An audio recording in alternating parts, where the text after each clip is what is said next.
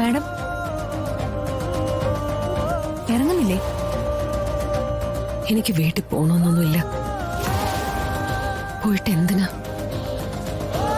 അവരാരും ചോദിക്കുന്ന ചോദ്യങ്ങൾക്ക് എനിക്ക് ഉത്തരവില്ല. പോകാതെ എങ്ങനെയാ മാഡം? അവരെല്ലാവരും ഒരേ ഒരു ആശ്രയമായിട്ട് കരുതിയിരിക്കുന്നത് മാഡത്തെയാ. ഒരു പ്രതീക്ഷ. ആ പ്രതീക്ഷ എന്നെ ധർമ്മസങ്കടത്തിലാക്കുന്ന വിഷ്ണുവേട്ടനെ കുറിച്ചുള്ള എന്തെങ്കിലും ഒരു വിവരവും കൊണ്ട് ഞാൻ ചെല്ലുമെന്ന പ്രതീക്ഷയില എല്ലാവരും ഇരിക്കുന്നത്. 1000 ചോദ്യങ്ങൾക്ക് മറുപടി പറയാനുള്ള സകല ശക്തിയും സംഭരിച്ച് വേണം എനിക്ക് അങ്ങോട്ട് കടന്നു ചെല്ലാൻ. വയ്യ. ഒരാളുടെയും ചോദ്യങ്ങൾ നേരിടാൻ എനിക്കിപ്പോ ആവില്ല. ലോക്കൽ പോലീസിന്റെ അന്വേഷണം ഒരിടത്തും എത്തിയില്ലല്ലോ മാഡം. നമുക്ക് കുറച്ച് വിപുലമായ അന്വേഷണത്തിന് ശ്രമിച്ചാലോ? മറ്റേതെങ്കിലും ഏജൻസി, ഈ ക്രൈം ബ്രാഞ്ചിലോ മറ്റോ? ഞാനും അത് ഓർക്കാതിരുന്നില്ല. പക്ഷെ അതിനെല്ലാം വ്യക്തമായ കാരണങ്ങൾ വേണം. ലോക്കൽ പോലീസിന് കണ്ടെത്താൻ പറ്റാത്ത രീതിയിലുള്ള നിഗൂഢതകൾ എന്തെങ്കിലും ഈ കേസിലുണ്ടെന്ന് അവർക്ക് ബോധ്യപ്പെടണം. അതിപ്പോ അങ്ങനെയൊന്നും നമുക്കിതിൽ പറയാൻ പറ്റില്ലല്ലോ. മാഡം വിഷമിക്കണ്ട. എല്ലാവരും അത്ഭുതപ്പെടുത്തിക്കൊണ്ട് ഒരു ദിവസം വിഷ്ണു സാറ് കയറി വരും. അന്ന് മാഡത്തിന്റെ ഈ സങ്കടങ്ങളെല്ലാം മാറും. അങ്ങനെ ഒരു പ്രതീക്ഷ എനിക്കുണ്ട്.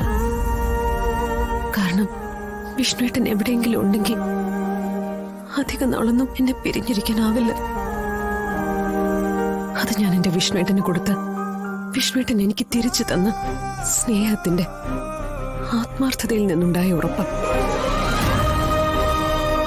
അത് തെറ്റില്ല. ആ ഒരു ഉറപ്പ് മാത്രമേ ഇപ്പൊ എന്നിൽ അവശേഷിക്കുന്നുള്ളൂ.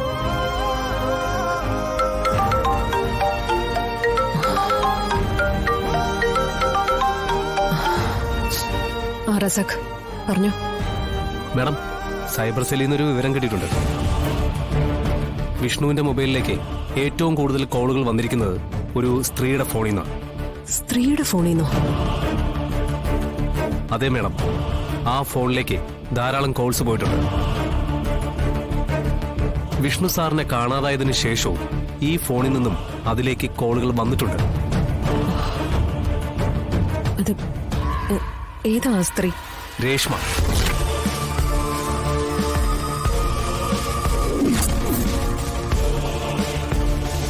എന്നോടല്ലാതെ എനിക്കൊരു പെണ്ണിനോട് ഇഷ്ടം തോന്നിയിട്ടുണ്ടെങ്കിൽ അത് ഈ രശ്മിയോടായിരുന്നു.